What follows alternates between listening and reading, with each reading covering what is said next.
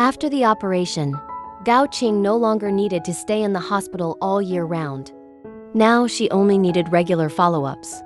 That afternoon, her older brother Gao Tu accompanied her to the hospital for one of these checkups. While Gao Qing went through her examination in the clinic, Gao Tu waited outside. He had her coat draped over his arm and his phone in hand, ready to respond if anything happened.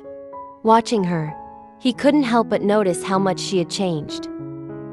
Gao Qing had just turned 14, but it was like she had grown up overnight. The shy, timid little girl he remembered had transformed into a mature young teen. "My sister has grown up," Gao Tu thought, feeling a mix of pride and relief. But before he could dwell too long on these feelings, his attention was drawn to her phone. The phone in Gao Qing's pocket vibrated. A number flashed on the screen, marked as "Do Not Answer." Gao Tu hesitated. He remembered reading a recent news story about a high school girl who had gone missing. She had been in contact with strangers without her family knowing, and the investigation stalled because the parents didn't have enough information. The thought sent a shiver down his spine. He was torn between wanting to protect Gao Qing and respecting her privacy. In the end, he decided he had to act. For her safety, he would be a bad brother and answer the call. He slid to accept the call. Fortunately, it wasn't some unknown gangster on the line, but the news was surprising nonetheless. "Gao Tu!" a voice called, loud and impatient. "Where the hell have you been? Why did your old number stop working?" Gao Tu's heart skipped a beat. It was his father, Gao Ming. He took a deep breath. "Dad," he said cautiously, "I had something to take care of, so I changed my number. What do you need?" Gao Ming's voice softened, almost cheerfully. "Nothing much.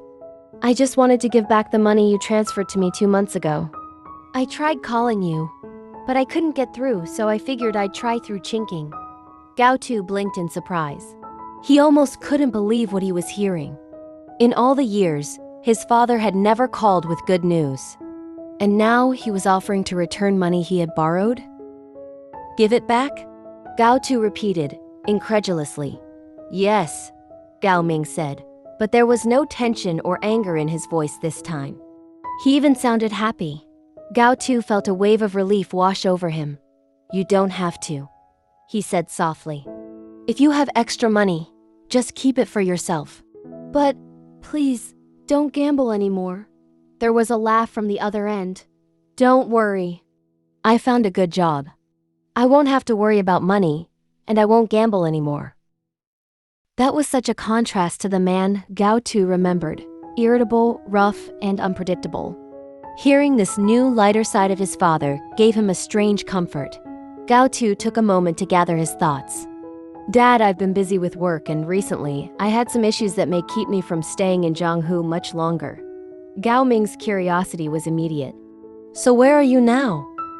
"We went back to our hometown, Qingqing and I." "Oh," Gao Ming replied. "That's not far from Jianghu." Gao Tu hesitated, unsure of how to explain his decision further. Gao Ming's tone became serious, but it was full of concern. "You know, Jianghu has a lot more opportunities than a small place like your hometown.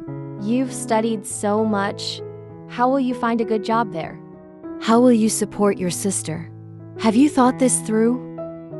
Gao Tu remembered the same questions that had kept him awake the night before he resigned. The truth was, he hadn't found a clear answer. He had worked for years to find a job that could provide for his family, especially Gao Qing. That kind of opportunity only existed in Jianghu.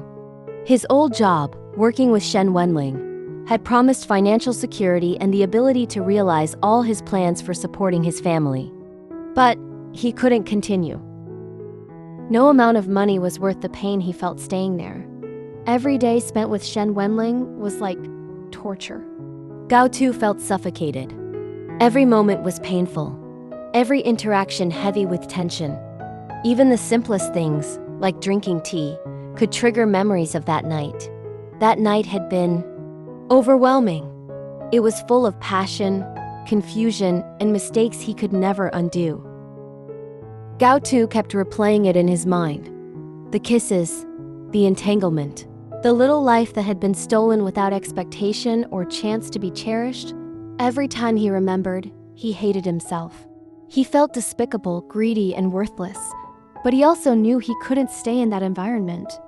Not for himself, and not for Gao Qing. He took another deep breath and turned his attention back to his father's voice.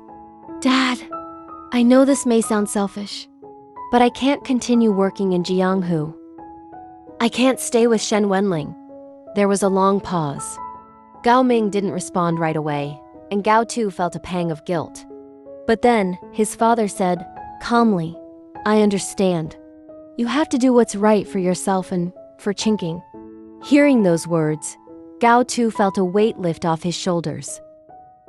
As he spoke to his father, he glanced at his sister.